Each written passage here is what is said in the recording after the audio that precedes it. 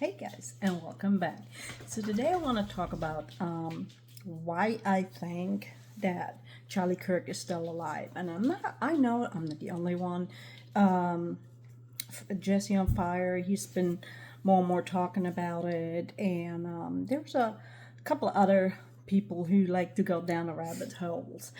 And I'm gonna give you a baseline, trying to be from the beginning to now, why I think he might still be alive, and then I will make another video why more likely he really has been killed, unfortunately. So let's start with Charlie knew that something was going on. He wanted to implement a Doge, and conveniently that never happened. Oh, sorry, my dog. And then that turning point meeting at Utah was like organized so quickly. Like Candace helped him. They grew that kind together in the beginning, and usually, and she showed receipts that usually it's done, for the next semester. You need planning. You need your security. You need your floor plan. You need your recon, all that other stuff. Just like we do in the military. And then he was outside instead of inside. Then they didn't check for tickets, and they just let everybody in. There was really, their security team really sucked. Like when we do security detail in the military, I mean, I assume it would be in a civilian world too. You really look for what's going on in your surroundings, and they were more busy being on phones and doing hand signals and doing everything but securing the perimeter, i.e. the roof as well. And I just watched something today where the one guy, I keep forgetting his name, but he was like, yeah, we had drones, but we weren't allowed to fly. It was a no-fly zone, but the university could have done it. The PD could have done it. Hold on. So you tell me it's a no-fly zone. It's from the FFA, and then, but the university could fly it. Bullshit like that, is really what's on my radar. Then when he did get shot, there's so many different angles showing different things that just for a bullet intro wouldn't make a lot of sense, but it would make a lot of sense for like a mission. And he had put out that they're going to kill me like a day or two before. So all of that, he might have known that his life is in danger. I'm pretty sure he knew because he pissed off some wealthy people. And, he might have had to go underground for a little bit. And so it might was planned like that this short planned event in the public with weird people around them, all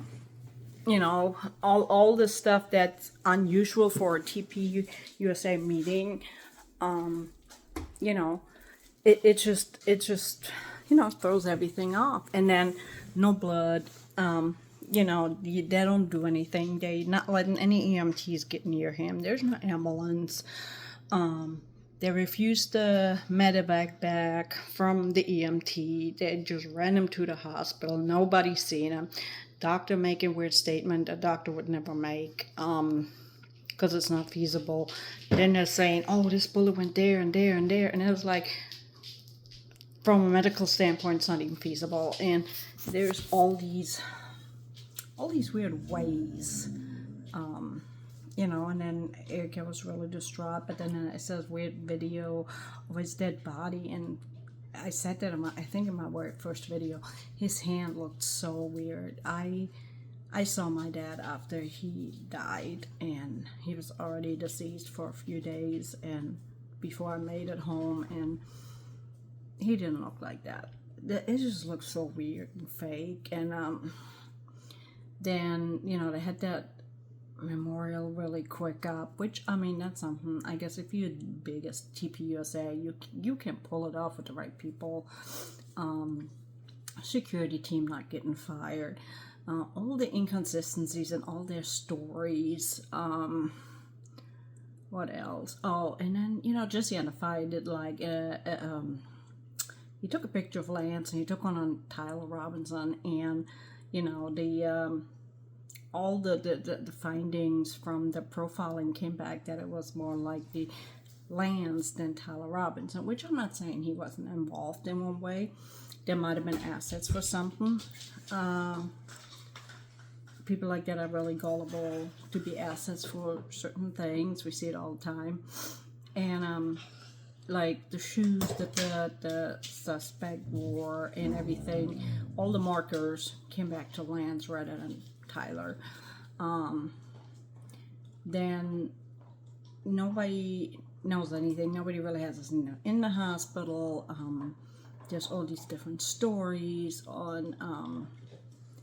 It's just really weird. It looks more like if somebody knows he's supposed to get taken out, going undercover, going underground for a little bit to bring out whatever is the perpetrator or the enemy in that situation. So, and then TPUSA just making really things. And then I think we're going to know, in a way, if us who think he might be still alive are on point, because today is the meeting between her and Erica, and if Candace comes back and like totally, you know, slows down and kind of lets it go, or, you know, says some BS and stuff like that came out the meeting, and she's gonna stop this whole investigation stuff, then I think you definitely know that something's going on. Because even if they have the meeting and they talk and she tells Erica what she thinks, and Erica tells her, no, it's this way and it's this way.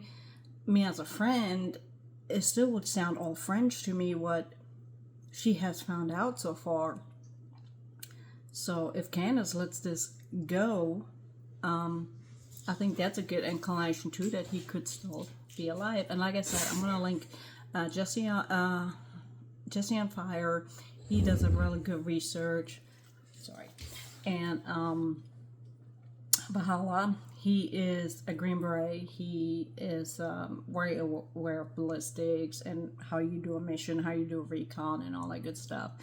And then I'm Coach.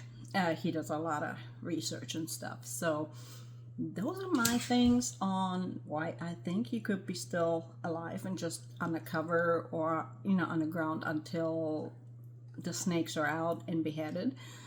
Yeah, so I guess we will see once Candace comes back online. And the next video I'm going to go over why it looks like he could get set up and assassinated, but then I still think it was more set up by somebody or by an organization rather than a lone wolf shooter.